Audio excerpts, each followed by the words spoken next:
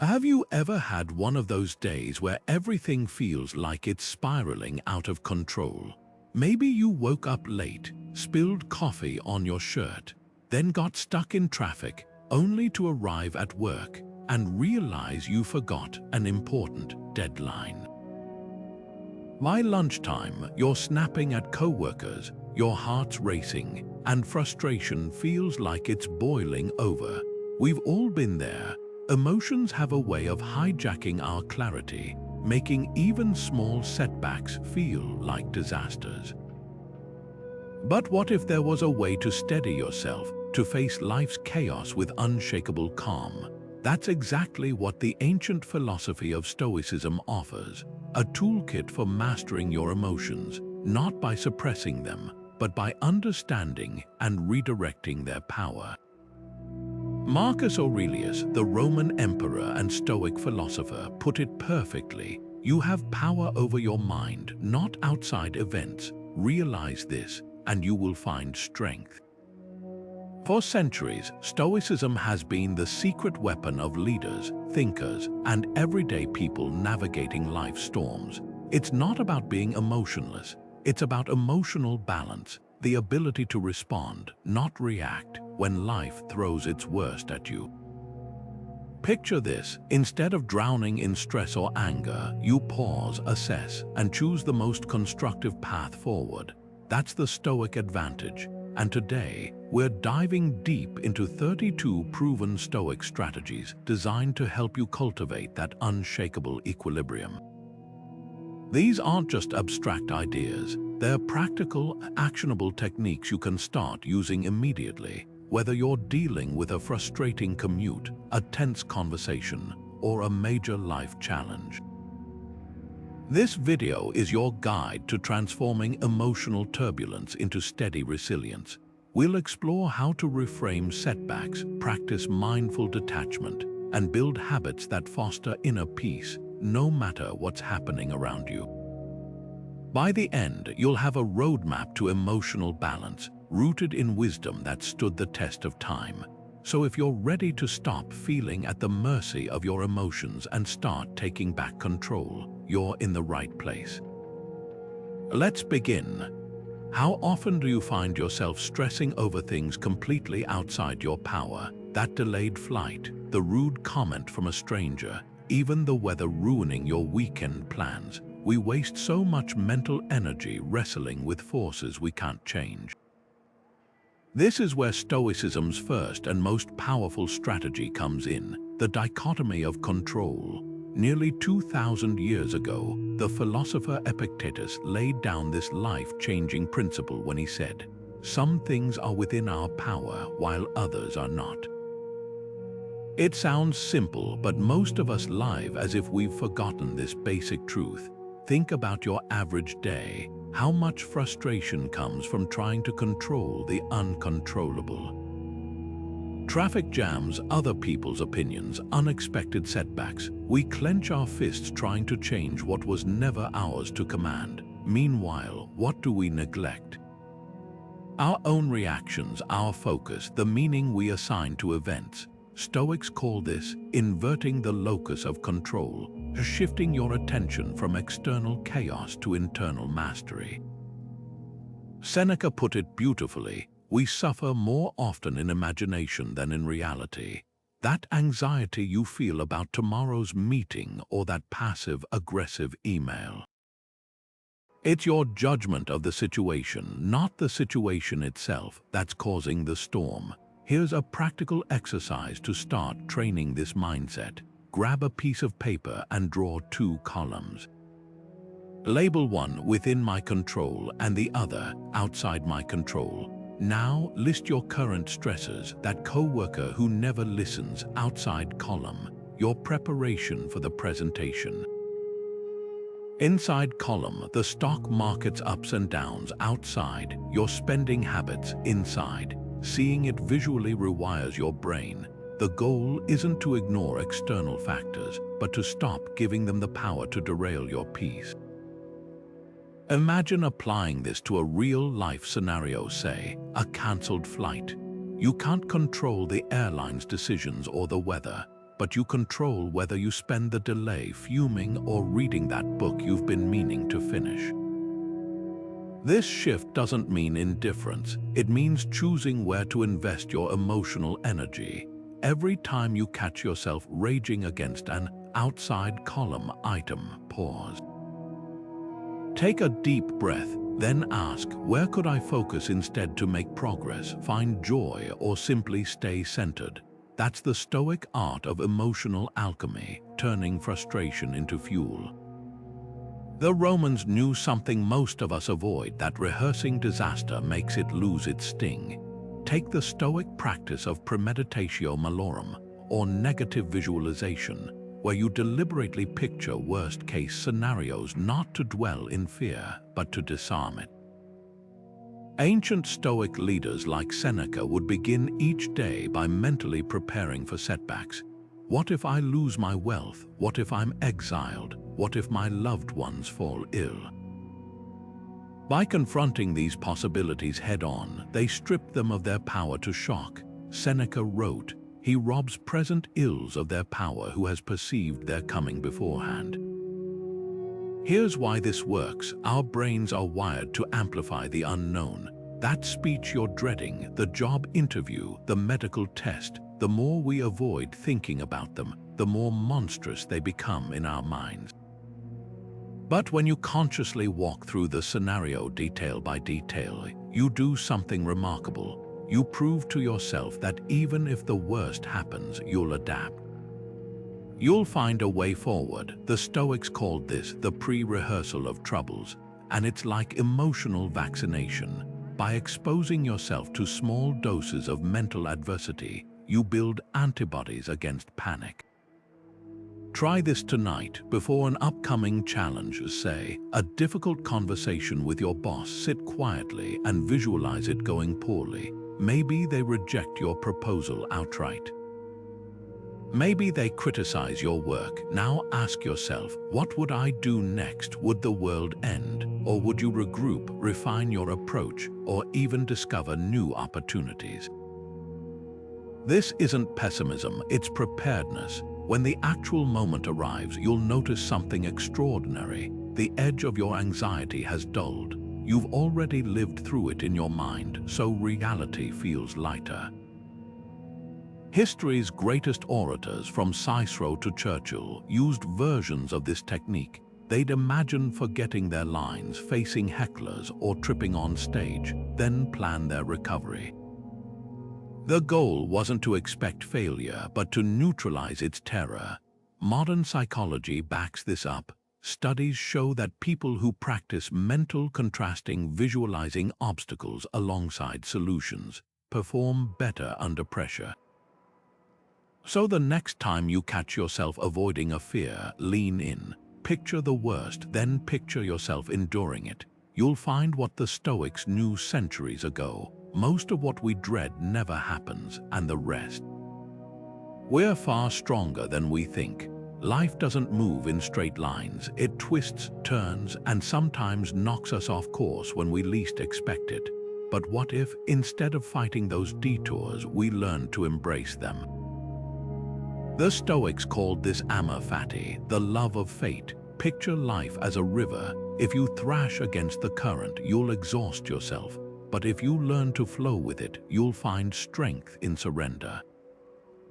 This isn't about passive resignation. It's about active acceptance, seeing every obstacle, even the painful ones, as fuel for growth. Marcus Aurelius, who faced wars, betrayals, and plagues during his reign, wrote, "The impediment to action advances action.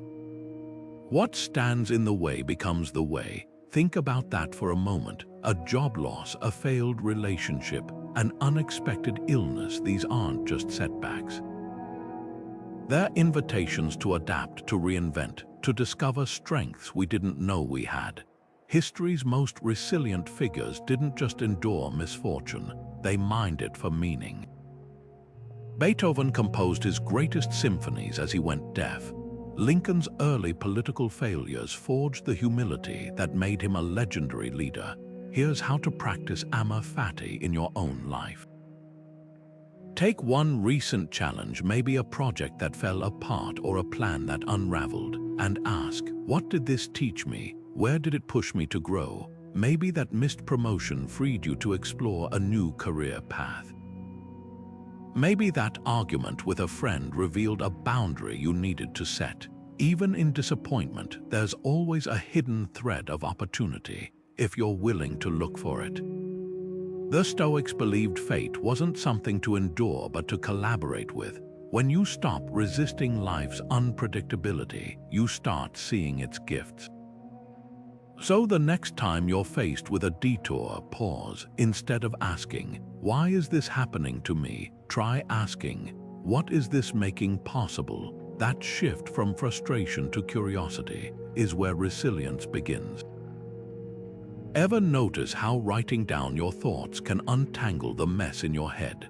There's science behind it. Studies show that putting emotions into words reduces activity in the amygdala, the brain's panic button, and increases clarity.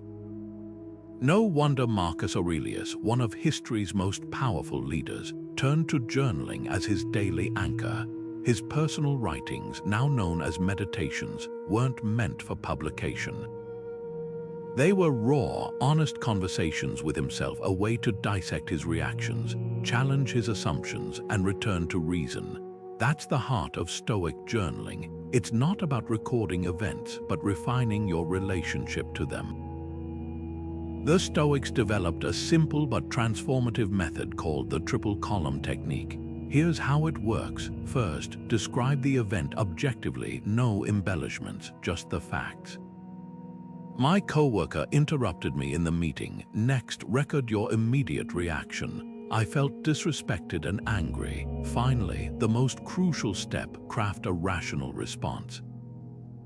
Perhaps they were eager to contribute. Even if it was intentional, my worth isn't defined by others' actions. This third column is where the magic happens. It's your chance to rewrite the script, to replace knee-jerk emotions with wisdom. Epictetus taught, it's not what happens to you, but how you interpret it that matters. Journaling is the bridge between those two. Try starting with one piercing question. What emotion ruled me today? Maybe frustration hijacked your patience in traffic, or envy crept in when a friend shared good news. Write it down without judgment, then ask, was this emotion useful? Did it serve my goals or steal my peace? Over time, you'll spot patterns, triggers that send you spiraling, or false beliefs whispering in the background. That's the journal's gift. It turns inner chaos into a map you can navigate. Imagine applying this to a modern dilemma. Say you're obsessing over a social media comment. Column 1, someone left a dismissive reply to my post. Column 2, I feel exposed and defensive. Column 3, their opinion is one voice among millions. My value isn't measured in likes or critiques. Suddenly, the sting fades. You've created distance between the event and your suffering. This practice isn't about perfection. Some days, your rational response might feel shaky. That's okay. The act of writing itself is the work. Like a blacksmith tempering steel, each entry strengthens your ability to pause before reacting. Seneca wrote letters to himself to examine his day, while modern research shows just 15 minutes of reflective writing can lower stress hormones. So grab a notebook, not to catalog complaints, but to coach yourself toward calm. The page doesn't judge, it only asks you to meet yourself with honesty and curiosity. Ever felt like your problems are towering over you, swallowing your sense of calm? Here's a shift in perspective that can change everything. Imagine viewing your life from space. Picture Earth, a tiny blue dot suspended in an endless black void. From that distance, your deadlines, disagreements, and daily stresses shrink to invisibility. This isn't escapism. It's the Stoic exercise known as the view from above, and it's one of the most powerful ways to reclaim emotional balance. Marcus Aurelius practiced this regularly, reminding himself, Look at the past empires rising and falling, and the future where all of this will seem just as fleeting. He'd visualize the vastness of time and space to dissolve his anxieties. Think about it, the argument that kept you up last night, the bill you're stressing over, even the criticism that stung. How much will any of it matter in 100 years? Or 1,000, the Stoics called this cosmic perspective, and it's like hitting a mental reset button. When you zoom out, you realize most of what consumes your energy today is temporary noise in the grand scheme of your life. Here's how to put this into practice. Next time you're overwhelmed, close your eyes for 30 seconds. Imagine yourself floating above your city, then higher seeing continents, oceans, the curve of the planet. Notice how small everything looks. The office drama, the traffic jam, even the setbacks that feel monumental from ground level lose their weight when viewed against the backdrop of eternity. This isn't about dismissing your feelings, it's about grounding them in reality. That project you're obsessing over, it's one thread in the tapestry of your existence. Science supports this too. Astronauts often describe the overview effect, a profound shift in awareness when seeing Earth from space. Their petty conflicts fade, replaced by awe and connection. You don't need a rocket ship to access this clarity. Just pause and ask, will this matter in 5 years? If not, give it the energy it deserves, no more. The view from above isn't just for crises. Use it daily to prioritize what truly counts. That neighbor's rude remark, a speck in the cosmos, the joy of watching your child laugh. That's timeless. Perspective doesn't erase challenges, but it reveals their true size, and in that space, you'll find room to breathe and choose your response wisely. What if today was your last day, not in a dramatic Hollywood movie way, but truly, honestly, your final 24 hours? How would you spend it? Who would you call? What would you stop worrying about instantly? This unsettling question is at the heart of one of Stoicism's most misunderstood practices, memento mori, the art of remembering death. Far from being morbid, the Stoics saw this as the ultimate wake-up call. Seneca wrote, "You act like mortals in all that you fear, and like immortals in all that you desire." We forget how fragile life is until crisis forces us to remember. Here's the paradox: acknowledging death doesn't drain life of meaning, it intensifies it. Picture two versions of yourself. One drifts through days, postponing joy for someday, nursing grudges, scrolling mindlessly. The other, aware time is limited, chooses deliberately, deepening connections, savoring small moments, letting go of pettiness. Which version feels more alive? The Stoics argued that remembering mortality isn't about fear but focus. It strips away the trivial and reveals what actually matters. Try this experiment today. Live 1 hour as if it's your last, not with reckless abandon but with piercing intentionality. If you only had 60 minutes left, would you refresh your inbox again or tell your partner you love them? Would you replay that old resentment or watch the sunset like it's the first time? This isn't about grand gestures, it's about the micro choices that define your days.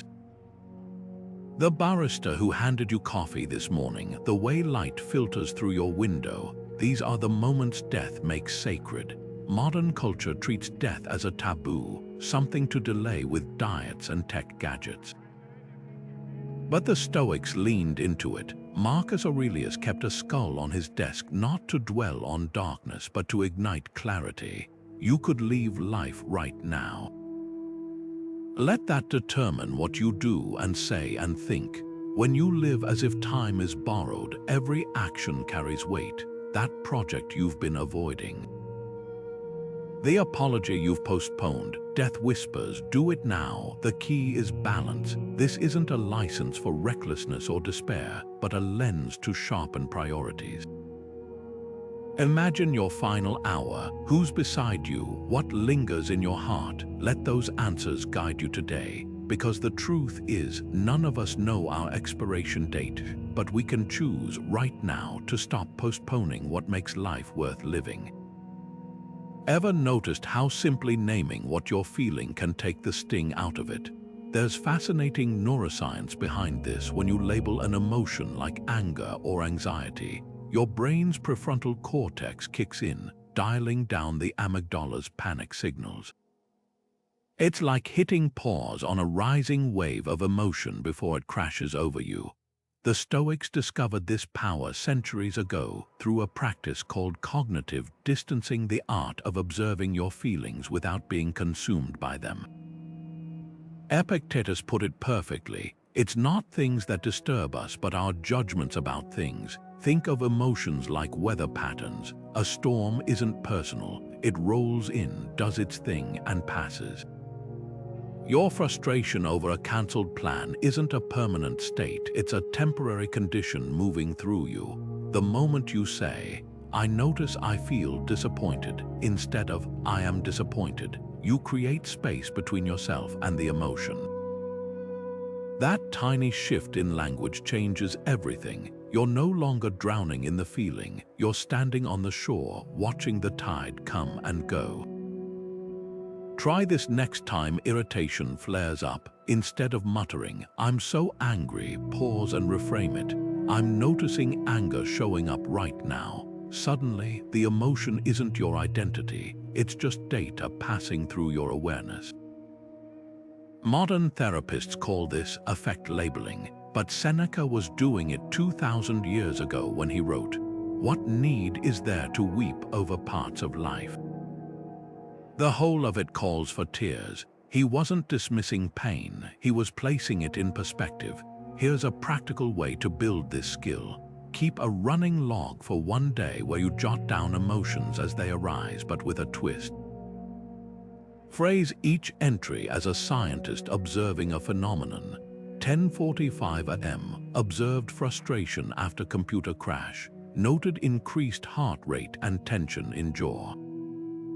This clinical detachment might feel odd at first, but it trains your brain to process emotions as temporary events rather than absolute truths. Picture applying this during a heated argument.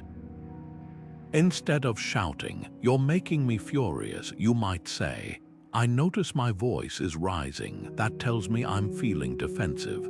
This doesn't negate the emotion, but it prevents you from becoming the emotion. Like a mountain watching clouds drift by, you remain steady while feelings come and go. The more you practice this mental stepping back, the clearer it becomes. You are not your emotions. You're the awareness that holds them.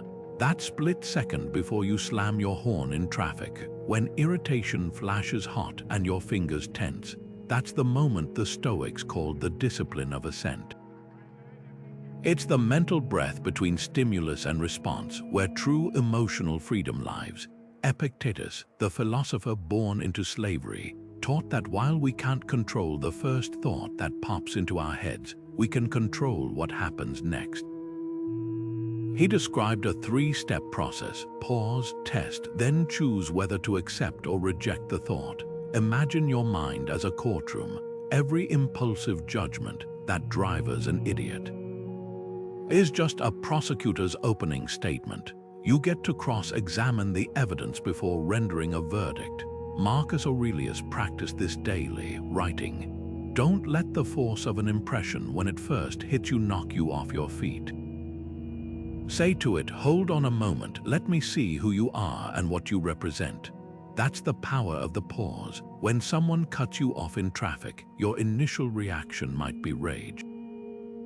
But if you stop for just 3 seconds to question it, is this person's driving really a personal attack? Will this anger serve any purpose?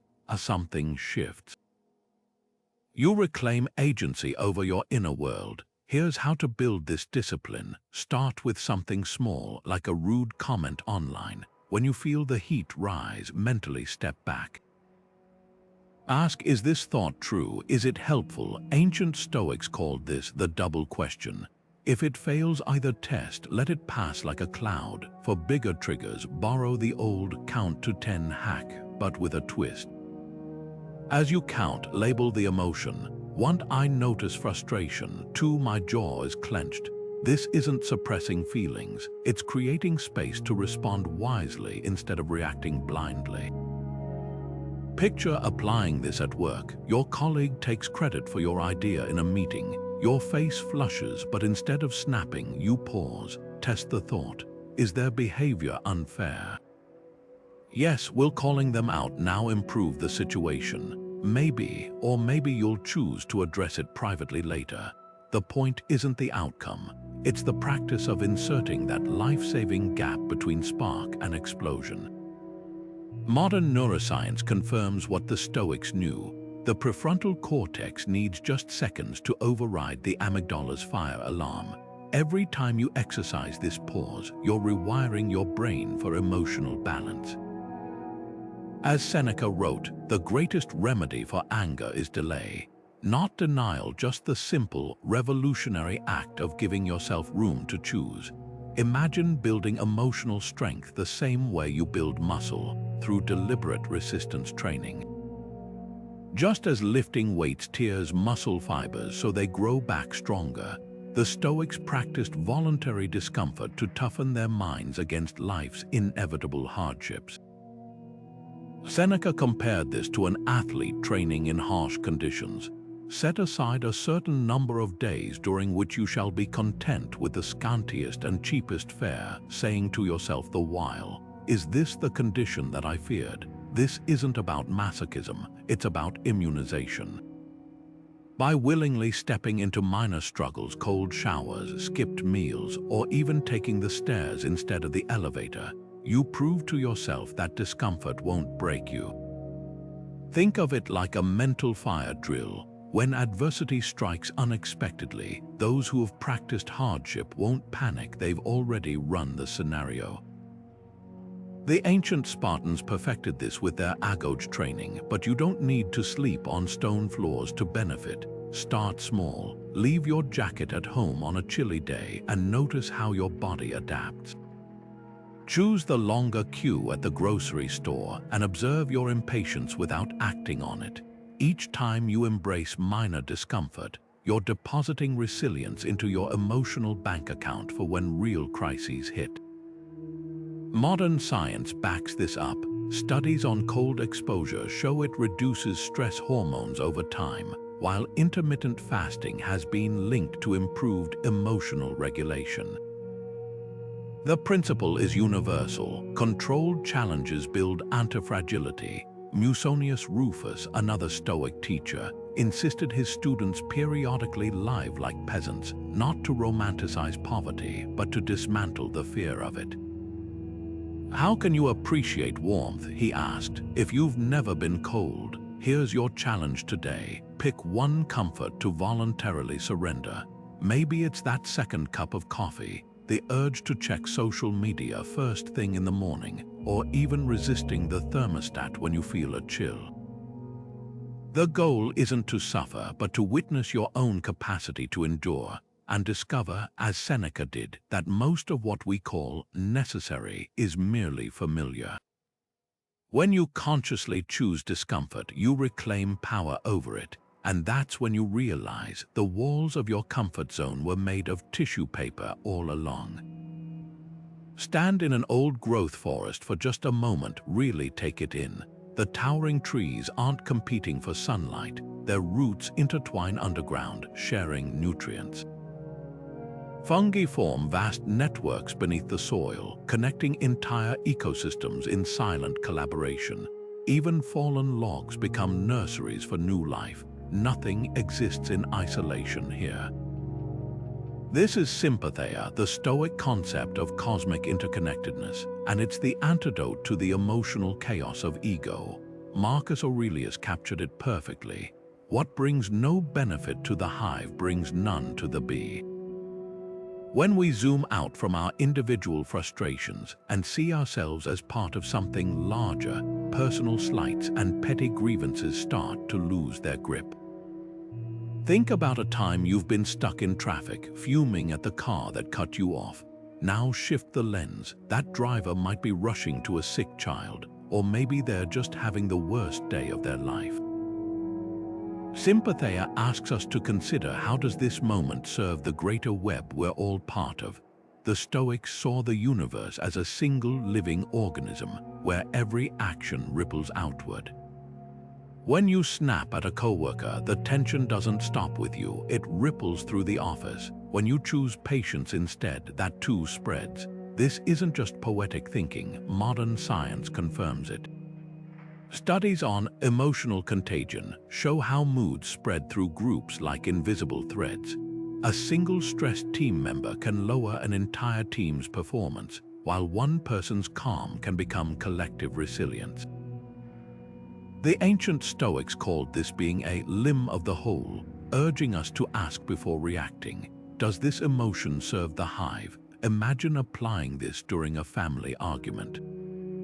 Instead of doubling down to win, you might pause and ask, what would harmony look like here? Here's a simple practice to cultivate sympathy daily.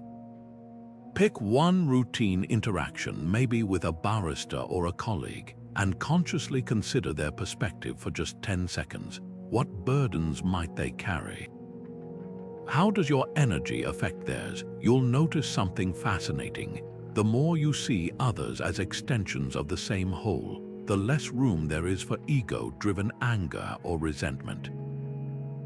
Marcus Aurelius wrote his Meditations not as an emperor, but as a citizen of the universe. That shift from me against the world to me as part of the world changes everything. Your frustrations don't disappear, but they transform. The rude comment becomes a chance to model grace. The setback becomes a thread in a larger tapestry. Like the forest, we thrive not by standing alone, but by remembering how deeply we're connected.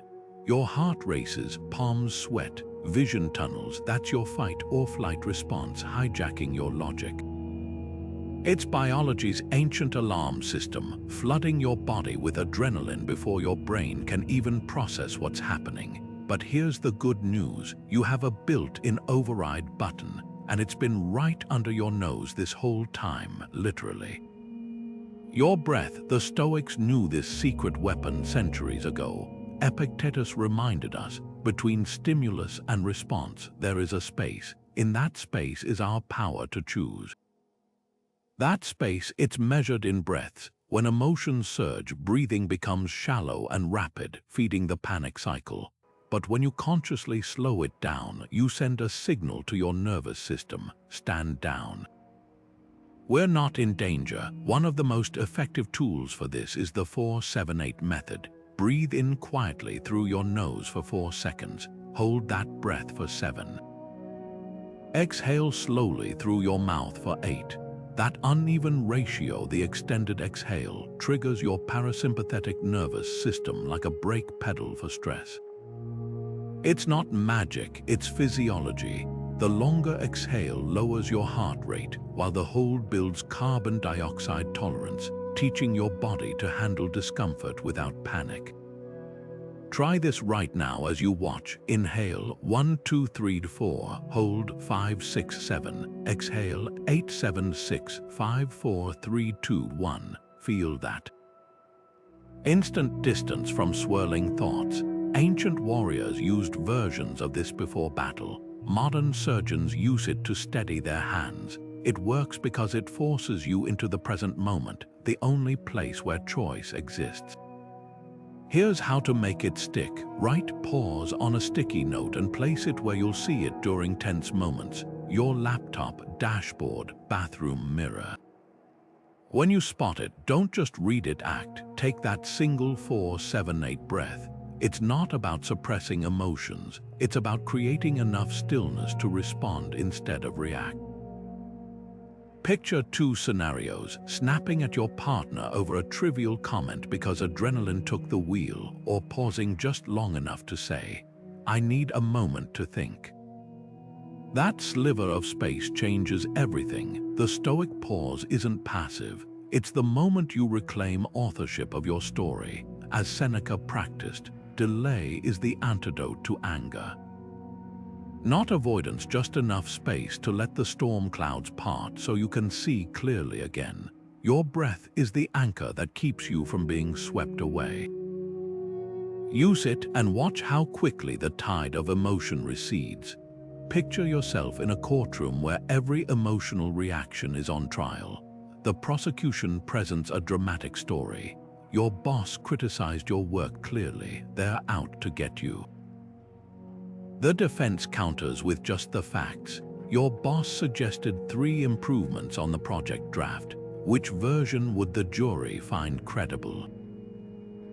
This is the essence of objective representation, a Stoic superpower that trains you to separate raw events from the dramatic narratives we instinctively wrap around them.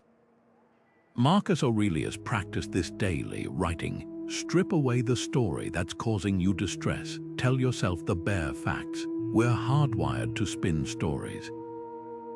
Someone cuts you off in traffic, they're arrogant. A friend cancels plans, they're distancing themselves. But emotional suffering doesn't come from the event itself, it comes from the meaning we assign to it.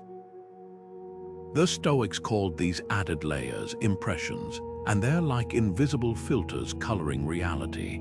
Epictetus warned, men are disturbed not by things, but by the views they take of them. That email from your colleague wasn't hostile until you interpreted the tone. The silence from your partner wasn't rejection until your mind wrote the script. Here's how to practice objective representation. Take a recent emotional trigger, maybe a terse message from your landlord, and write it 2 ways. First, the story version. They're being so rude, they probably think I'm irresponsible. Now, the courtroom facts version. They sent a 2-sentence reminder about rent due Friday. Spot the difference. One version drags you into an emotional whirlpool, the other leaves room for clarity. Modern psychology confirms this approach. Cognitive behavioral therapy calls it decatastrophizing, peeling away exaggerated interpretations to reveal manageable truths. When you stop conflating facts with fear, you reclaim agency. That meeting where your idea was rejected, the fact is, 3 colleagues preferred another approach, not, I'm terrible at my job. Try this reframe next time emotions flare. Pause and ask, what's the CCTV footage version of this event? No dramatic music, no internal monologue, just what a neutral observer would see. Like a judge instructing a jury to disregard hearsay, you'll learn to disregard the mental noise that amplifies suffering. Truth isn't always comforting, but it's always lighter than the stories we spin. And in that lightness, you'll find room to respond instead of react. Did you know that within 2 years, 70% of lottery winners end up just as unhappy, or even unhappier, than they were before their windfall? It's a startling statistic that reveals a profound truth. External fortune is a fickle friend. The Stoics saw this clearly 2,000 years ago, calling it contempt for fortune, not out of cynicism, but as a liberation from chasing shadows. Seneca, who amassed great wealth only to lose it repeatedly, wrote, "Fortune gives us nothing that we can truly own." That's the heart of this strategy. Recognizing that money, status, and possessions are like water cupped in your hands. No matter how tightly you grip, they'll eventually slip away. What if we've been measuring the wrong things all along? The Stoics drew a sharp line between preferred indifference, things like health or comfort that are nice to have, and the only true good, virtue. Your character, your integrity, your ability to act with wisdom and courage, these are the only possessions no one can take from you. Marcus Aurelius ruled the Roman Empire, yet he reminded himself daily, you could leave life right now. Let that determine what you do and say and think. Even an emperor knew his palace and power were just temporary scenery. Here's the irony. The less you need fortune's favors to feel secure, the more resilient you become when they vanish. Think of a tree deeply rooted versus one leaning heavily on a fragile support. When storms come, a job loss, a market crash, a broken relationship, which one stays standing? Seneca observed wealthy men who trembled at the thought of losing their riches, writing, "It's not poverty that torments them, but the fear of poverty." That fear chains us far more than any actual lack. Try this today. Grab a notebook and list 3 joys that cost nothing. The sound of rain against your window, a friend's uncontrollable laughter, the quiet satisfaction of doing what's right even when no one's watching. These are the treasures fortune can't touch. The Stoics weren't anti-wealth. They were pro-freedom, the freedom to enjoy life's gifts without depending on them for your worth or happiness. So the next time you catch yourself envying someone's new car or promotion, pause. Ask, if this vanished tomorrow, what would remain? Your answer holds the key to unshakable contentment. Because real wealth isn't in your bank account. It's in the quiet certainty that you'll be okay, no matter what fortune brings. Walk into any cluttered room. What do you see? Piles of unused gadgets, clothes with tags still on, maybe a drawer jammed with expired coupons. Now look at your schedule. How many meetings, notifications, and half-hearted commitments are crowding your mental space? Physical and emotional clutter share the same root, the illusion that more equals better. The Stoics saw through this trap centuries ago, perfecting what we might call the art of subtraction. Diogenes, the philosopher who famously lived in a barrel, embodied this when Alexander the Great offered him anything he desired. His reply, "Step aside, you're blocking my sunlight." That barrel wasn't poverty, it was freedom. Every possession he didn't own was one less thing to worry about, clean or defend. Musonius Rufus put it bluntly, "The more we acquire, the more we imprison ourselves." He wasn't talking just about material things, he meant the endless chase for status, approval, and busyness we mistake for living. Modern research echoes this. Studies show clutter increases cortisol levels, while simplifying one's environment reduces decision fatigue. Think about your smartphone. Each app, each notification, each just checking moment fragments your attention like scattered light. Now imagine if you treated your time and mental space with the same ruthlessness you'd apply to an overflowing closet. What would stay? What's truly essential? Here's your challenge today. Perform one act of subtraction. Delete an app you mindlessly scroll. Say no to a commitment that drains more than it gives. Clear a physical space that's become invisible from familiarity. Like pulling weeds to let flowers thrive, each removal creates room for what matters. The Stoics knew this secret. Wealth isn't in what you add to your life, but in what you courageously remove. What if you could borrow the wisdom of history's greatest minds in your toughest moments? Picture this. You're about to send a snippy email when suddenly you pause and ask, what would Marcus Aurelius do right now? That split-second mental shift is role model meditation. A Stoic exercise where you embody the traits of those who have mastered emotional balance. Epictetus gave us the blueprint. Since you alone must determine what influences you'll allow into your mind, take counsel with yourself about whom to admit and whom to bar. Your mental guest list matters more than you think. Ancient Stoics didn't just admire sages like Socrates, they became them in imagination. When faced with betrayal, they'd channel Socrates' calm response to his unjust execution. When tempted by greed, they'd recall Diogenes' contentment with his barrel. But this isn't about cosplaying philosophers, it's about activating dormant strengths through mental rehearsal. Modern psychology calls this cognitive priming. Athletes visualize perfect performances. You can visualize ideal responses to stress by stepping into your role model's mindset. Try this today. Assign yourself a Stoic mentor for the week. Maybe it's Nelson Mandela, who turned prison into a classroom, or Marie Curie, who pursued truth despite prejudice. When challenges arise, ask, how would they handle this? Notice how your perspective shifts. a traffic jam becomes an opportunity for patience like the Dalai Lama. A workplace conflict transforms into a chance for diplomacy like Eleanor Roosevelt. The magic isn't in perfection, it's in the gap between your first reaction and your chosen response. Epictetus warned, "You become what you give your attention to. Spend hours scrolling outrage-filled feeds, and you'll mirror that energy. Immerse yourself in stories of resilience, and you'll start recognizing those qualities in yourself."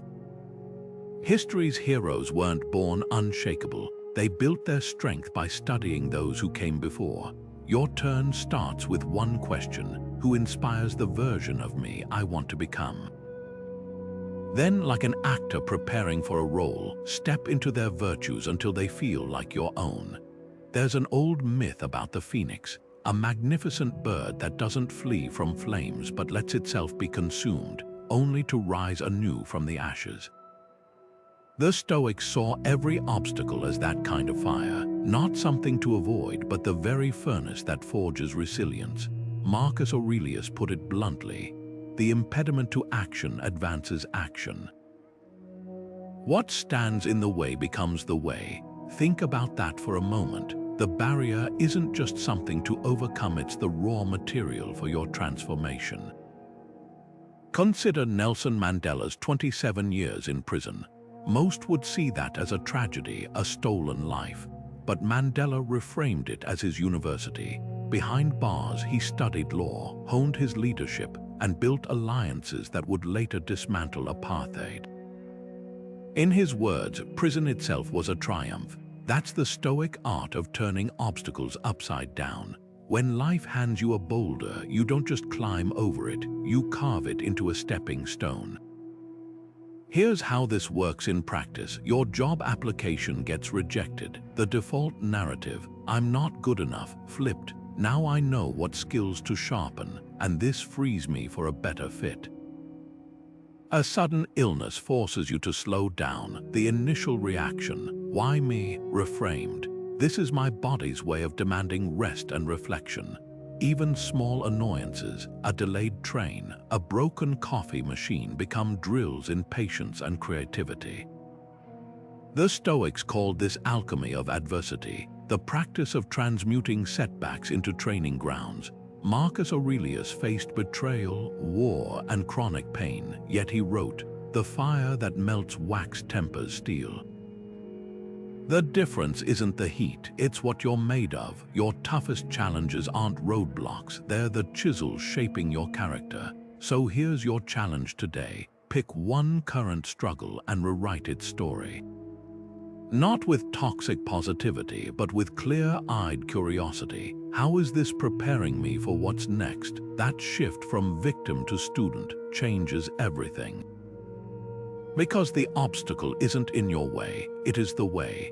Now imagine carrying this lens into your daily life. The coworker who undermines you becomes a mirror showing where you need thicker skin. The financial setback reveals what truly sustains you. Even grief in time teaches the depth of love. Nothing is wasted when you learn to flip the script.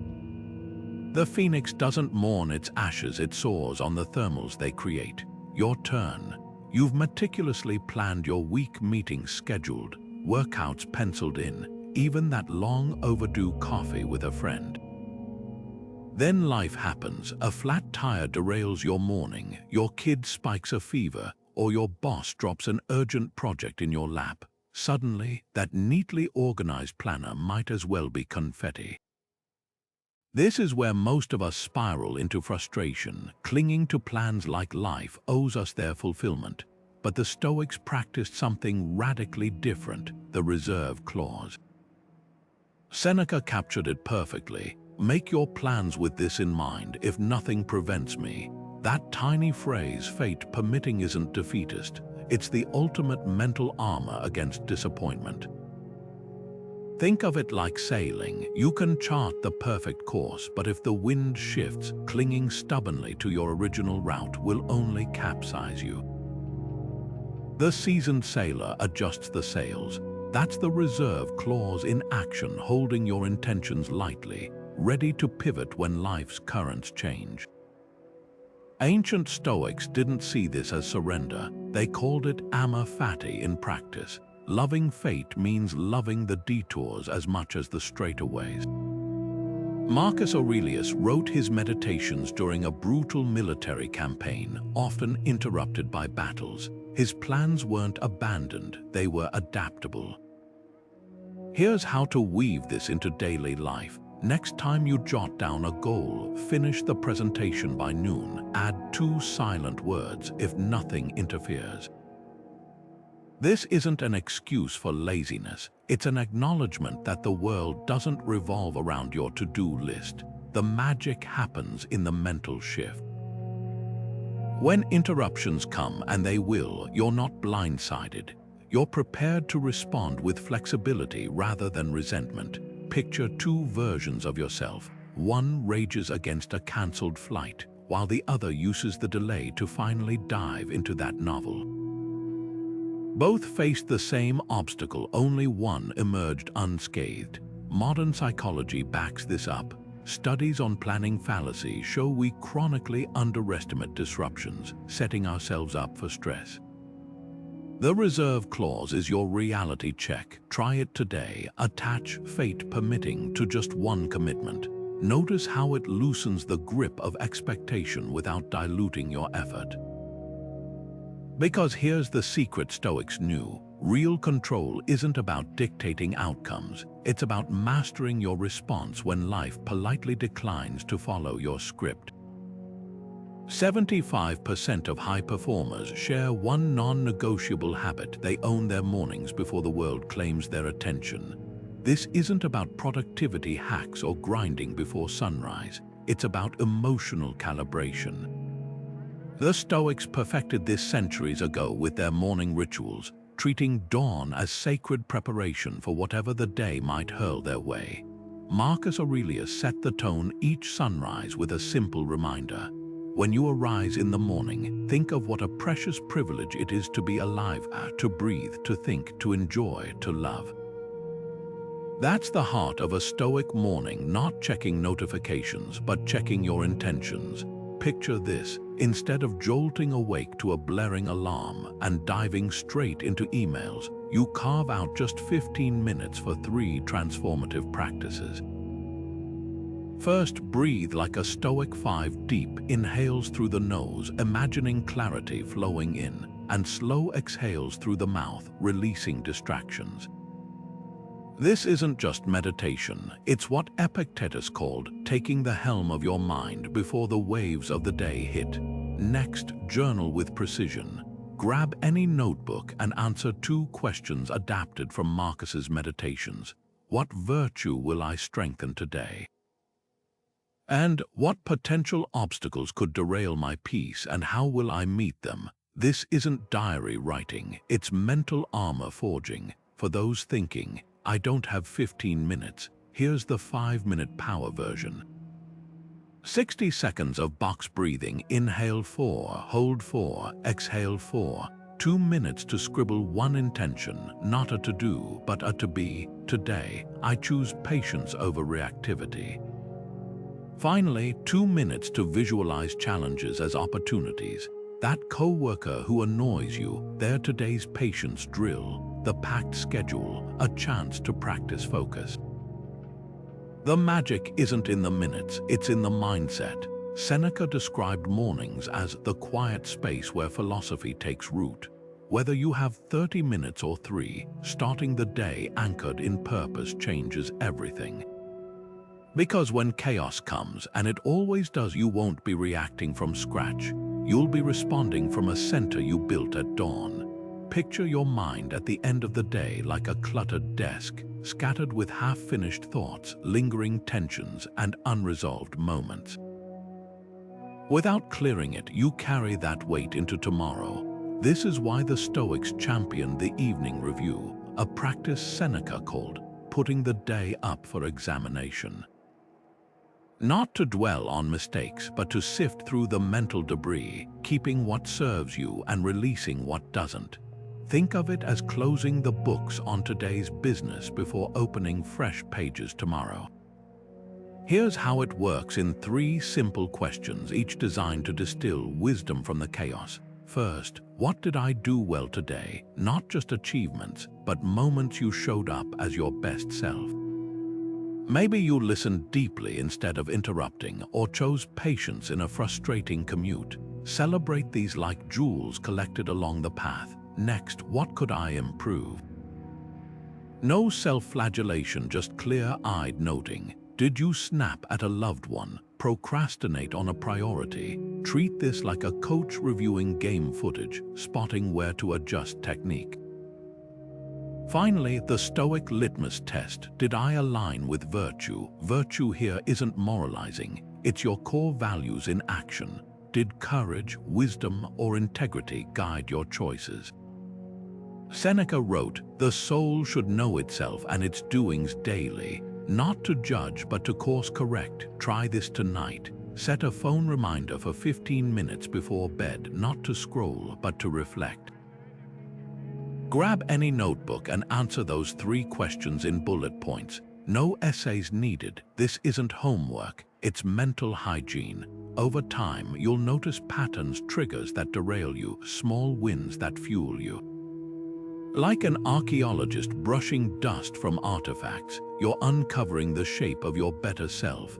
Modern research validates this ancient ritual.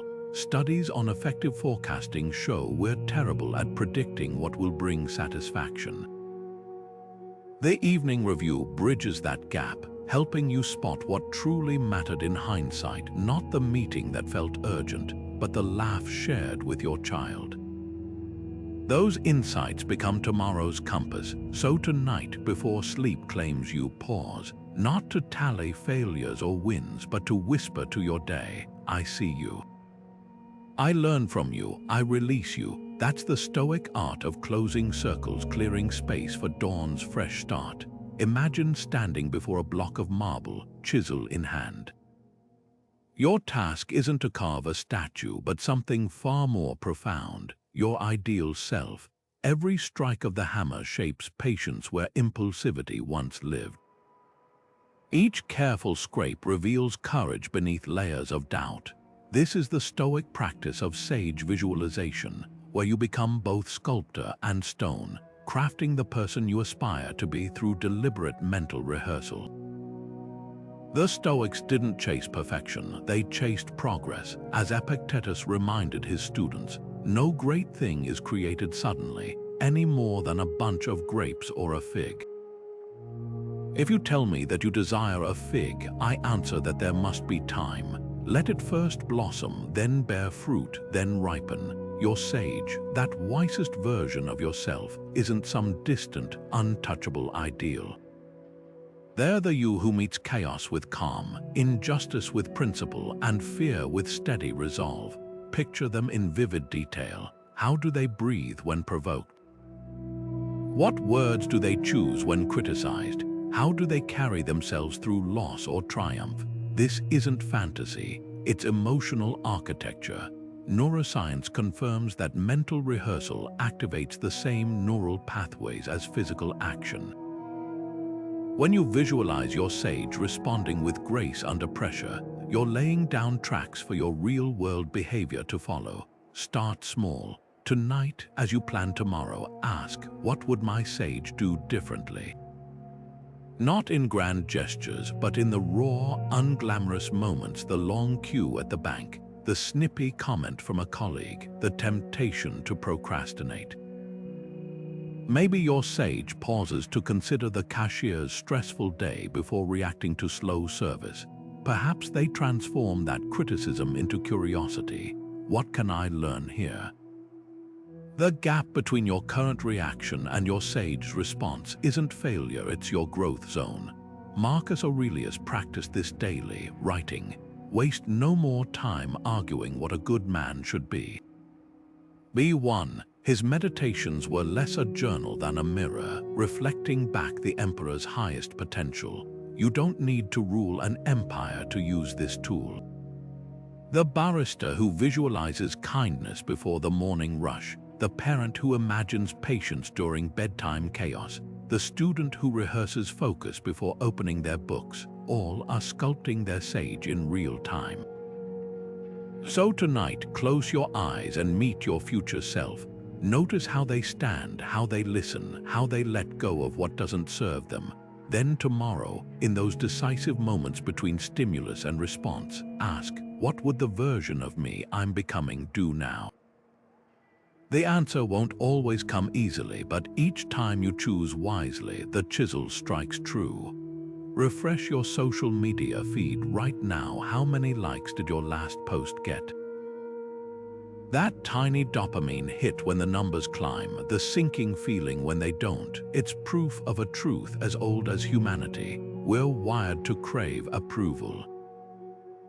But here's the paradox the Stoics uncovered 2,000 years ago. The more you chase validation, the more power you hand to strangers and algorithms over your peace. Marcus Aurelius, who faced both extravagant praise and vicious slander as emperor, wrote in his private journal, "It never ceases to amaze me. We all love ourselves more than other people, but care more about their opinion than our own." That's the trap of external validation. We'll sacrifice inner truth for outer applause without even realizing it. Think about the last time you hesitated to share an idea because it might be unpopular. Or scrolled through comments hunting for affirmation. The Stoics called this prosoch vigilance against letting others' opinions become your compass. Epictetus, born a slave, put it bluntly, if someone told you that others were speaking ill of you, would you rush to defend yourself? Then why do you trouble yourself if someone speaks ill of you now? His point wasn't that feedback is worthless, but that your worth isn't defined by it. Like a tree unshaken by passing birds, the goal isn't to stop hearing praise or blame, but to stop letting it sway your roots. Here's a modern experiment in Stoic indifference. For one day, do something meaningful but invisible. No posting, no sharing, no tracking reactions. Cook a meal just for the joy of it. Take a walk without documenting the sunset. Write a paragraph no one will read. Notice the quiet freedom in creating not for applause, but for its own sake. This isn't about rejecting community. It's about reclaiming your internal scoreboard. Seneca observed how even philosophers would adjust their teachings to please crowds, warning, "The crowd follows you, but who are you following?" Marcus Aurelius had a foolproof test for praise and blame. He'd ask, does this person share my values? If not, their opinion carried no more weight than a barking dog. Try this filter next time criticism stings or praise inflates you. The cashier's rushed tone, the influencer's curated life, the co-worker's backhanded compliment. Are these the voices you'd choose as life coaches? If not, why let them rent space in your mind? The ultimate freedom comes when you realize no amount of external validation will ever fill the cup of self-doubt. Only one thing can: showing up as your unfiltered self, then daring to approve of that person in the mirror. The Stoics didn't preach indifference to others, but allegiance to something far more reliable, your own reasoned choice. Take a blank sheet of paper and draw a single line representing 90 years, the average human lifespan. Now divide it into weeks, 4,680 tiny boxes. Already filled in, the first quarter disappeared in childhood and schooling. Another chunk vanished into routines and obligations. Suddenly, that sprawling timeline feels startlingly finite. Seneca saw this truth 2 millennia ago when he wrote, "It's not that we have a short time to live, but that we waste much of it." His piercing observation cuts through modern productivity culture. We're drowning in busyness while starving for meaning. Consider two neighbors. One spends evenings scrolling through endless reels of other people's vacations. The other dedicates 30 minutes to learning guitar, progressing chord by chord. A year later, one has a thumb callus from their phone, the other plays their first song. Both had identical time currencies. What differed was purposeful allocation. The Stoics measured life not in years but in value extracted from each moment. Marcus Aurelius would begin his days whispering, "When you arise, think of what precious privilege it is to be alive." Not to motivate hustle, but to sharpen discernment. Is this activity worthy of my limited breaths? Here's the wake-up call. That project you've been meaning to start, that conversation you keep postponing, that creative spark you dismiss as impractical, they're not waiting in some future abundance of time. They're leaking from your hourglass now. Seneca lamented how people treat time carelessly, as if it were endlessly renewable. You act like mortals in all that you fear, and like immortals in all that you desire. We anxiously insure our phones but gamble away irreplaceable mornings. Try this tonight. Sketch your own lifespan calendar. Shade the weeks already lived. Then mark with red dots the moments that truly mattered. Falling in love, holding your newborn, the hike where everything made sense. Notice how few boxes glow red. The pattern reveals a truth, meaning clusters where intention met action, not in vague some days, but in specific todays. So here's your Stoic challenge. Name one postponed dream that would make your future self whisper, "Thank you for starting." Not a monumental task, just the first stitch in the tapestry. 10 minutes sketching that business idea. One vulnerable sentence to mend a relationship. A single page of the novel only you can write. Time's cruelty is its indifference. Its gift is that every new moment lets you choose. Will this be another shaded box or a red dot that echoes through your life? Picture an archer drawing back their bow with perfect form. Their focus isn't on the target, but on the alignment of their body, the tension in the string, the steady rhythm of their breath. Whether the arrow hits the bullseye or veers off course depends on wind, luck, 1,000 variables beyond their control. The Stoics saw life through this same lens, what they called the discipline of the archer. Your job isn't to guarantee outcomes, but to master your aim. Cicero, who studied Stoicism deeply, wrote, "The wise man attends to the business of hitting the mark, not the arrow's final resting place." That shift from obsessing over results to perfecting your process changes everything. Think about a job interview you prepared for meticulously. You researched the company, rehearsed answers, even picked the perfect outfit. But when the rejection email arrived, all that effort felt wasted. Here's where the Stoic archer mindset rewrites the story. The outcome wasn't yours to command. Maybe the role went to an internal candidate or budgets shifted. But your preparation, that was entirely within your power. The clarity you gained about your strengths, the connections you made, the resilience you built facing rejection, those are arrows still in flight, guiding you toward the right target. Modern psychology calls this locus of control, the understanding that while you can't dictate external results, you own your energy and intention. A musician doesn't control whether the crowd cheers, but they can practice until their fingers ache. A writer can't force a bestseller, but they can show up daily to hone their craft. The moment you detach your self-worth from outcomes and attach it to effort, you free yourself from the roller coaster of external validation. Try this reframe today. Pick a recent failure, a missed promotion, a rejected proposal, even a burned dinner. Now ask, what did I control in this situation? List every intentional action you took. Then ask, what was outside my hands? Spot the gap between your responsibility and your unnecessary guilt. That gap is where growth lies. Marcus Aurelius faced countless battles where victory hung on unpredictable factors, whether traitors, sheer chance. Yet he wrote, "The art of living is more like wrestling than dancing, in that you must stay on guard against the unexpected." Not by fearing it, but by knowing your strength lies in how you meet it. So knock your next arrow with care, aim true, and let the winds do what they will. Your job was never to control the flight, only the release. A river doesn't argue with its course, it flows around boulders, carves through stone, and finds its way to the sea without resistance. There's a quiet intelligence in how it adapts, never wasting energy raging against the terrain.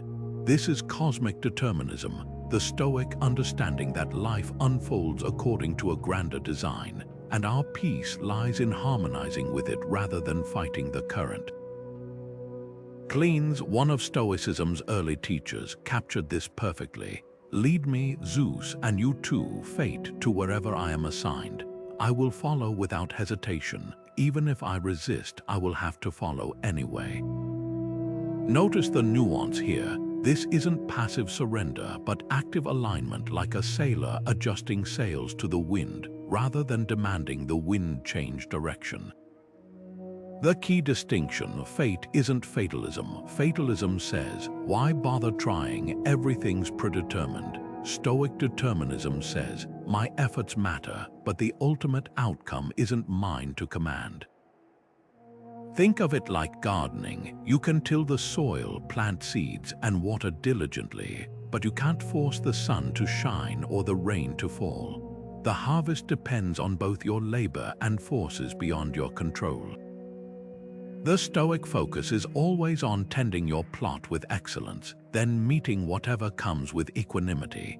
Marcus Aurelius illustrated this duality in his rule: the cucumber is bitter. Then throw it away. There are brambles in the path, then go around. That's all you need to know. Not every obstacle is a test. Some are simply part of the landscape, meant to be navigated, not conquered. Here's how to practice this today. When faced with an unexpected turn, a cancelled flight, a sudden downpour, a last-minute change at work, pause and whisper, "This too is for my growth." Not as empty optimism, but as a reminder that adversity and detours often reveal strengths we didn't know we had. The musician who loses hearing composes symphonies in their mind. The athlete sidelined by injury becomes a master tactician. Even the quiet struggles, the delayed promotions, the misunderstandings, the plans that crumble, are shaping you into someone more adaptable, more compassionate, more resilient. Cosmic determinism isn't about resigning to a script. It's about recognizing that you're both the actor and the audience in life's play. The plot twists aren't mistakes, they're the story.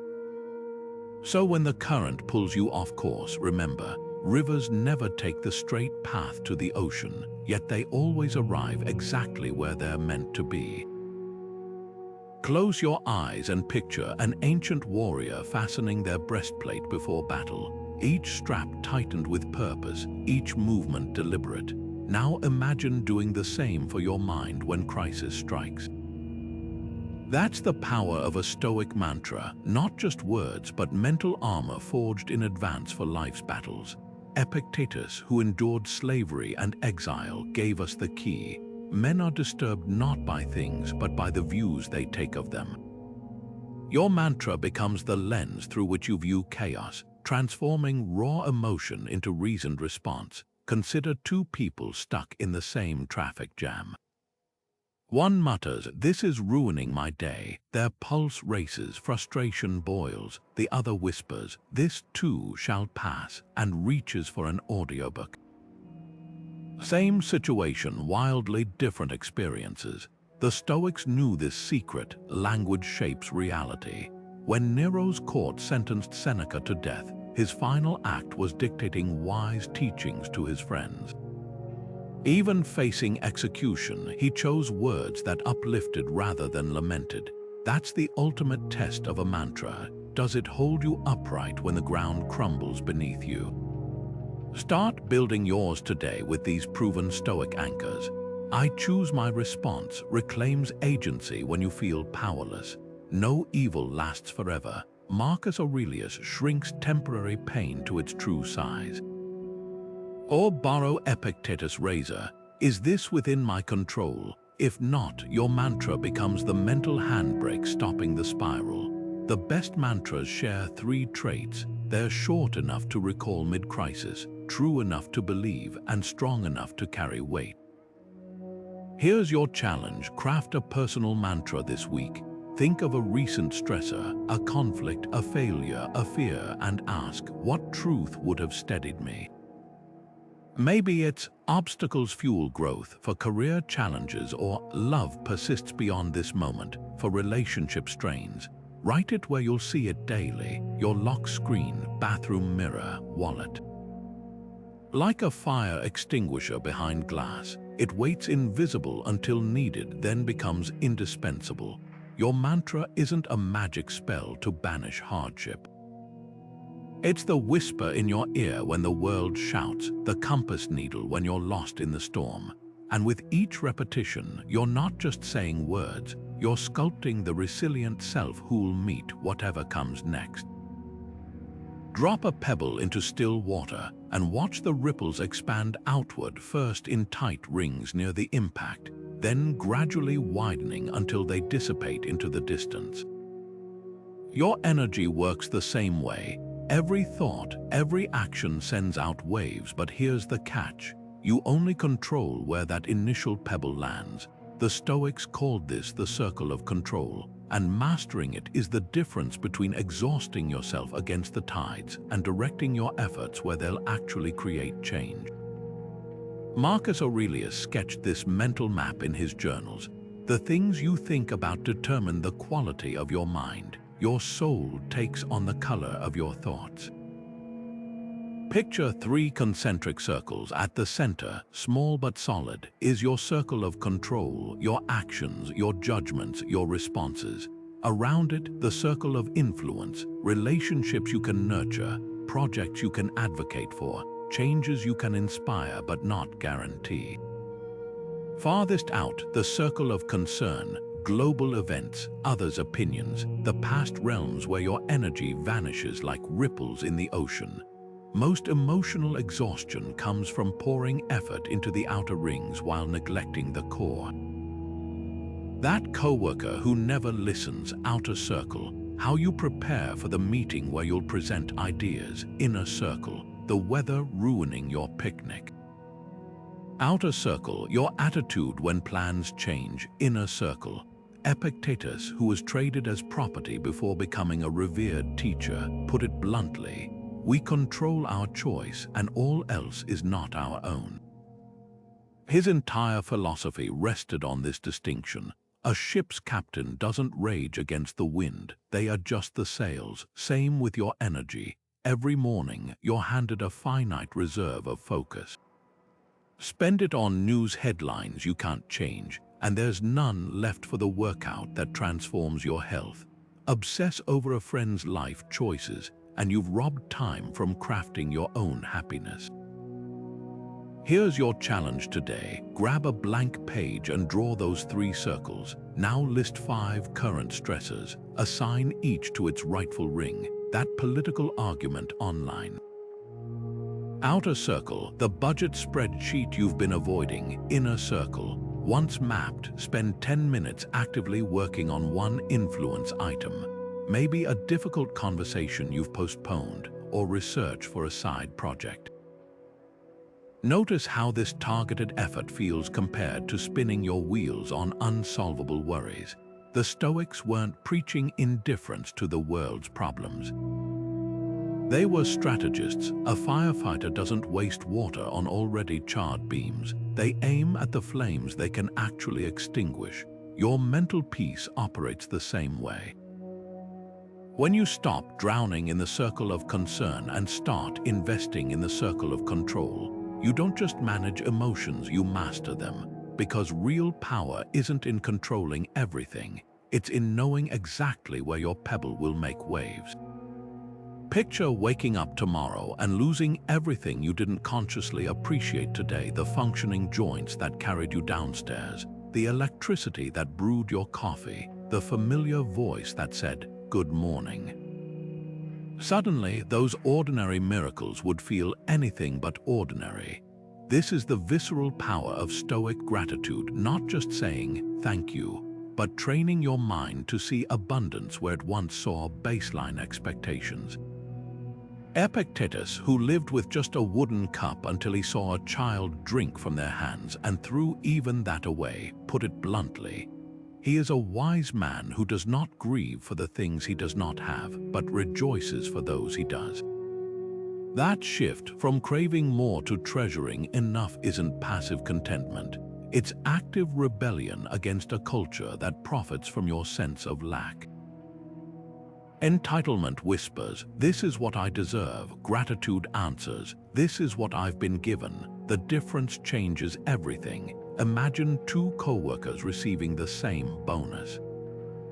One fumes it's not larger, the other remembers years of scraping by. Both face identical facts, but one carries the weight of resentment while the other floats on appreciation. The Stoics didn't wait for fortune to grant them luxuries before practicing thankfulness. They found wealth in running water, warmth in sunlight, companionship in their own thoughts. Seneca, one of Rome's richest men, wrote letters about the joy of plain bread and coarse clothing, not as virtue signaling, but as mental training.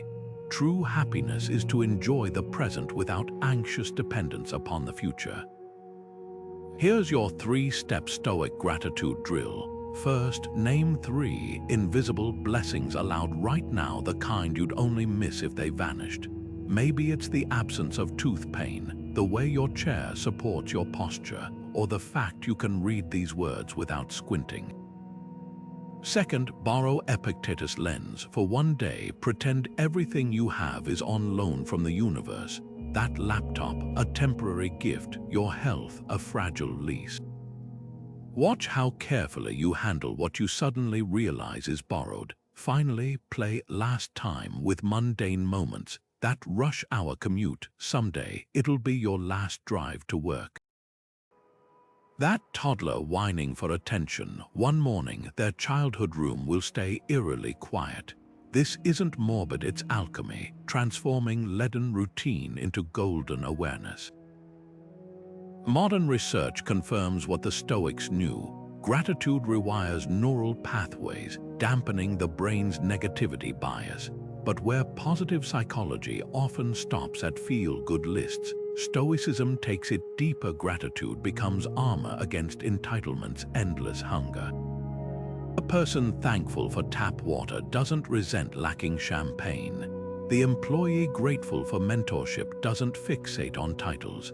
Like a tree drawing nourishment from ordinary soil, you'll find your roots go deeper when you stop craving different ground. So tonight, as you turn off the lights, add this Stoic question to your ritual. What did I take for granted today that I'd beg for if it were gone? The answer might not change your circumstances, but it will transform how you inhabit them, because gratitude isn't just counting blessings, it's realizing most of what you call normal is already a miracle. Words are arrows. Once loosed from your lips, they cannot be called back. That's the Stoic metaphor at the heart of disciplined speech. Imagine every sentence you utter as an arrow shot into the world. Some may land as healing balm, others as poison-tipped darts. The ancient Stoics didn't just preach mindful communication, they drilled it like archers honing their aim. Zeno, the founder of Stoicism, laid down a rule that still echoes through the centuries. We have 2 ears and 1 mouth so that we can listen twice as much as we speak. That imbalance wasn't accidental, it was a blueprint for wisdom. Modern neuroscience confirms what Zeno sensed. The act of pausing before speaking activates the prefrontal cortex, putting a buffer between raw emotion and reasoned response. Think of the last time someone cut you off in traffic. Your first thought might have been explosive, but if you'd waited just 3 seconds, your reply or decision not to reply would carry entirely different weight. The Stoics called this prosoch vigilance over your mental gates. It's not about suppressing truth, but about ensuring your words earn their place in the world. Here's a practical filter the Stoics would have loved. Think, before speaking, ask, is what I'm about to say true? Not just technically accurate, but free from exaggeration or omission. Is it helpful? Will it move the conversation forward or just vent emotion? Is it inspiring? Even hard truths can be framed to uplift rather than crush. Is it necessary? Silence is often the wisest reply. And finally, is it kind? Not flattery, but the kind of kindness that respects the listener's dignity. Apply this filter to a text you're drafting or a tough talk you're rehearsing, and watch how your communication transforms. Disciplined speech isn't just about avoiding harm, it's about creating harmony. Picture two colleagues discussing a failed project. One blurts, "This was doomed from the start because you didn't listen." The other pauses, then offers, "What if we treated this as a lab experiment?" Our failed results actually reveal where to focus next. Same facts, different arrows. The Stoic ideal isn't eloquence for its own sake, but language that builds bridges instead of burning them. Today's challenge is deceptively simple. Insert one deliberate pause before responding. In meetings, let the silence hang for 2 extra seconds after someone finishes. With your partner, take a breath before answering that loaded question. Even in your inner monologue, notice the space between feeling and thought. Like a blacksmith tempering steel, each pause strengthens your ability to choose words with precision. Because in the end, your speech isn't just what you say, it's who you become, one mindful arrow at a time. The ancient Stoics didn't just train their minds in dusty lecture halls. They sweated in gymnasiums, believing physical vigor was the foundation of mental clarity. Picture the Lyceum where Zeno taught, students wrestling and running between philosophy debates, their bodies as much a classroom as their thoughts. Musonius Rufus, the Stoic who argued that philosophy without action was like a head without a body, put it bluntly. How could someone incapable of enduring cold, hunger, or physical exertion ever hope to master their emotions? For the Stoics, bodily discipline wasn't about vanity, it was the proving ground for resilience. A weak body, they observed, becomes a distraction aches cloud judgment, lethargy dulls focus, and discomfort breeds irritability. But a body honed through deliberate challenge, it becomes an ally in cultivating unshakable calm. Modern science now confirms what these philosophers intuited. Regular movement boosts BDNF, a protein that acts like fertilizer for brain cells, while moderate hunger, like the kind experienced during intermittent fasting, sharpens focus by activating survival pathways. Even posture affects mindset. Studies show standing tall literally reduces cortisol and increases testosterone, priming you to meet challenges with steadiness. The Stoics didn't have this biochemistry jargon, but they recognized the feedback loop between flesh and spirit. Marcus Aurelius, despite his imperial duties, trained in wrestling and tolerated meager rations on military campaigns. He wrote in his Meditations, "Your mind will take the shape of what you frequently hold in thought, and your body the shape of what you demand of it." Here's where most wellness advice gets it wrong. The goal isn't six-pack abs or punishing routines, it's mindful alignment. A simple walk in nature, as Seneca practiced daily, can be as transformative as any gym session if done with presence. He described these strolls as feeding 2 birds with one hand, exercising the body while refreshing the mind. The key is intention, eating not just for fuel but to savor each bite, noticing how foods affect your energy. Moving not to burn calories but to feel the exhilaration of a body in motion. Even cold showers, a favorite Stoic tool, train the mind to face discomfort without flinching. Your challenge today, one fully mindful meal or walk. No distractions, no multitasking. If eating, notice the textures, flavors, and rhythms of chewing. Musonius taught that gluttony begins with inattention. If walking, observe how your feet connect with the earth, how breath syncs with stride. This isn't just exercise, it's rehearsal for presence, because a body treated as an afterthought will rebel with fatigue and fog, but a body honored as partner to the mind. That's where Stoic clarity takes root in the sweat, the hunger, the wind against your skin. Sandpaper doesn't destroy the wood, it reveals the smoothness hidden beneath the rough surface. That's the Stoic view of critics, not as adversaries to defeat, but as abrasive tools that polish your character if you let them. Marcus Aurelius, who faced constant political backstabbing as emperor, wrote, "The best revenge is to be unlike him who performed the injury." Not ignoring the harm, but transmuting it into wisdom. Every harsh comment, every unfair critique, every rival who pushes your buttons is handing you a mirror to see your own rough edges. The question isn't whether they're right or wrong, it's what you can learn from the friction they create. Abraham Lincoln embodied this when he assembled his team of rivals, appointing political opponents to his cabinet. These were men who'd publicly mocked him, questioned his competence, even called him a backcountry buffoon. But Lincoln knew their opposition had honed his thinking, forcing him to sharpen his arguments and anticipate weaknesses. He didn't just tolerate dissent, he leveraged it. "I don't like that man," he once said. "I must get to know him better." That's the Stoic shift from resisting irritants to studying them.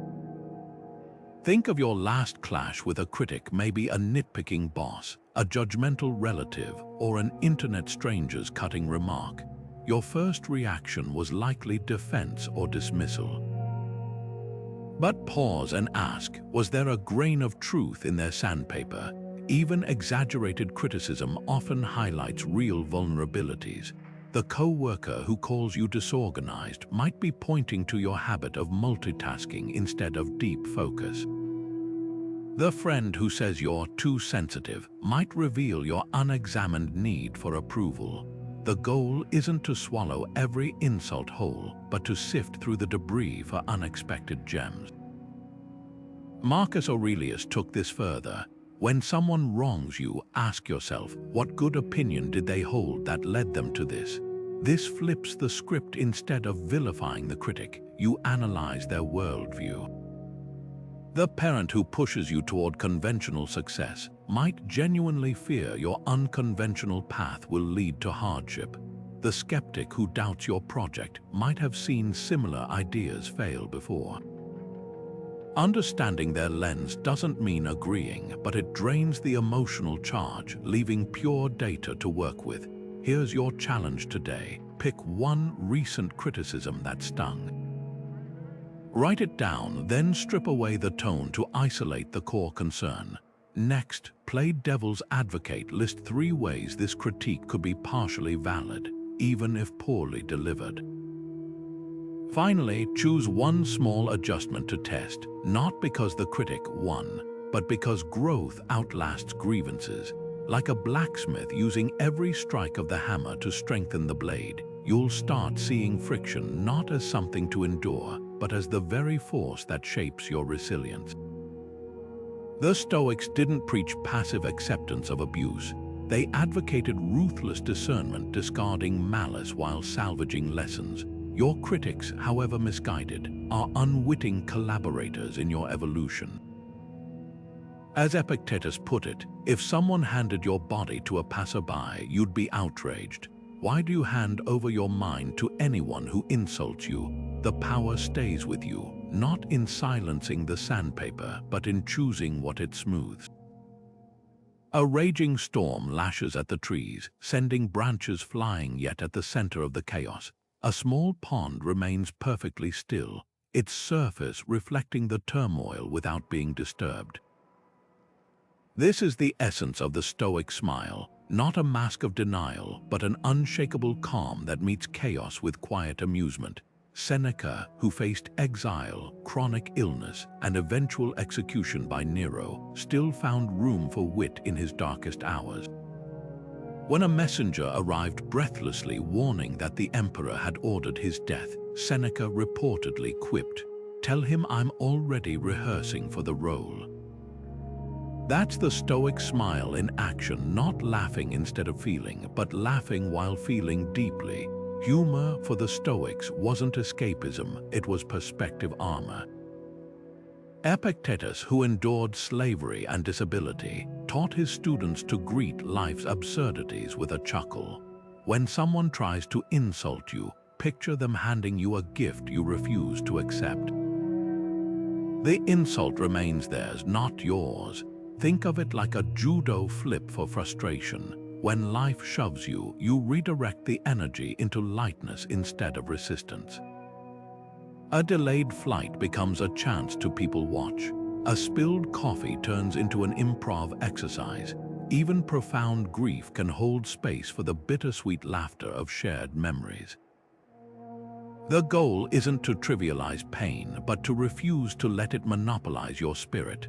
Modern psychology confirms this ancient wisdom. Studies on gelotology, the science of laughter, show it reduces cortisol while boosting endorphins. But the Stoic smile goes deeper than biochemistry. It's a philosophical stance, the recognition that while you can't control events, you can choose their emotional exchange rate. Viktor Frankl, who survived Auschwitz, embodied this when he wrote, "Between stimulus and response, there is a space. In that space is our power to choose." Sometimes that choice is a smirk in the face of the ridiculous. Here's today's challenge. Pick one minor annoyance and greet it with deliberate amusement. The printer jams. Imagine it's testing your problem-solving skills. Your neighbor's dog won't stop barking. Pretend it's narrating your day in Morse code. The key isn't forced positivity. It's spotting the inherent absurdity in how seriously we take our own predicaments. Marcus Aurelius reminded himself daily, "Soon you'll be dust or bones." A mere name at best, and even that just a whisper. Seen through that lens, most frustrations shrink to their true size, fleeting blips in a vast universe. The Stoic smile isn't about grinning through suffering. It's about reclaiming the last unassailable freedom to decide what meaning you assign to life's storms. So when chaos comes knocking, surprise it, answer the door already laughing. Toss a stone into a still pond and watch the ripples spread far beyond the initial splash, long after the stone itself has sunk from sight. That's the essence of the legacy mindset, the final Stoic strategy for emotional balance. It's the understanding that every choice you make today, how you treat a stranger, how you face adversity, even how you speak to yourself, sends invisible ripples into futures you may never see. Marcus Aurelius, who never imagined his private journal would be read 2 millennia later, wrote, "What we do now echoes in eternity." He wasn't speaking metaphorically. Your anger today might seed a family conflict for generations. Your patience in a single moment could inspire someone to pay it forward in ways you'll never witness. The Stoics called this sympathy, in action, the interconnectedness of all things. Legacy isn't about etching your name in history books or building monuments. It's the quiet accumulation of daily acts of integrity. Consider 2 neighbors. One spends weekends volunteering at a shelter, never posting about it online. The other donates large sums for public recognition. Both help others, but the first plants seeds of humility and intrinsic reward. The second reinforces ego's hunger for applause. The Stoics drew a sharp line between virtue-driven deeds and vanity projects. Seneca warned, "The wise man doesn't consider himself unworthy of any gifts from fortune, but neither does he tie his self-worth to them." A legacy built on external validation crumbles like sandcastles. One rooted in character stands like bedrock. Here's the litmus test. When no one's watching, when no credit will be given, what do you choose? The Roman statesman Cato the Younger was infamous for walking barefoot in snowstorms, not as a stunt, but to harden his resolve for true crises. His contemporaries mocked him until civil war came and he alone remained unshaken. Legacy isn't crafted in grand gestures, but in the 1,000 small decisions that forge your core. Think of your day as a series of invisible brushstrokes on a canvas only future generations will see. That curt reply to a store clerk, it might be the ripple that dampens their kindness to the next customer, the extra minute you spend listening to a grieving friend. It could be the thread that keeps them from unraveling. Marcus Aurelius reminded himself, "You're not made for yourself alone, but for the common good." Even your private struggles, how you weather grief, setbacks, or doubt become part of humanity's collective wisdom. Someone, someday, will face what you faced, and your quiet resilience becomes their roadmap. So tonight, as you review your day, ask not just what did I achieve, but what did I sow? The answer isn't in trophies or tributes, but in the unseen currents you've set in motion. Because a life lived with posterity in mind isn't heavier, it's richer, more deliberate, and ultimately more free. The stone is already in your hand. The pond stretches endlessly before you. Where will your ripples go? We've journeyed through 32 timeless Stoic strategies, each one a tool to carve emotional resilience from life's chaos. But here's the truth no one tells you. Mastery isn't about flawlessly executing all of them at once.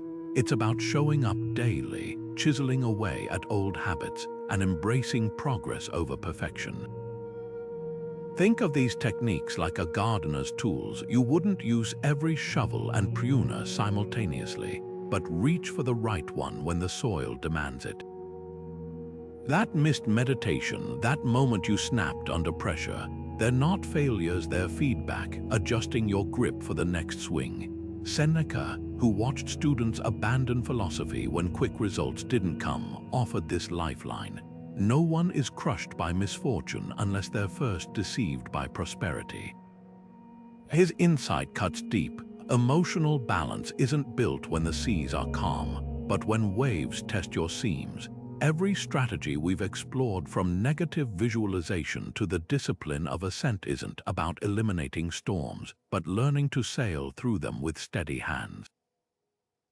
The person who practices just one consistently will outpace the dabbler who samples all but masters none. So here's your invitation. Don't bookmark this video to revisit someday. Pick one tactic that resonated most, perhaps the morning ritual to anchor your days, or the think filter to temper your words, and commit to it for just 7 days. Watch how a single practiced strategy becomes a lever, shifting your entire emotional landscape. The Stoics didn't promise instant tranquility, but they guaranteed something far more valuable: a path. Every time you pause before reacting, reframe an obstacle, or question an impression, you're laying another stone on that path. As we close, I'll leave you with Seneca's reminder: we suffer more in imagination than in reality. Your emotions aren't enemies to conquer, but messengers to decipher. Hit subscribe to keep exploring these ancient tools for modern resilience, and drop a comment below. Which strategy will you wield first? Your journey doesn't end here, it sharpens onward.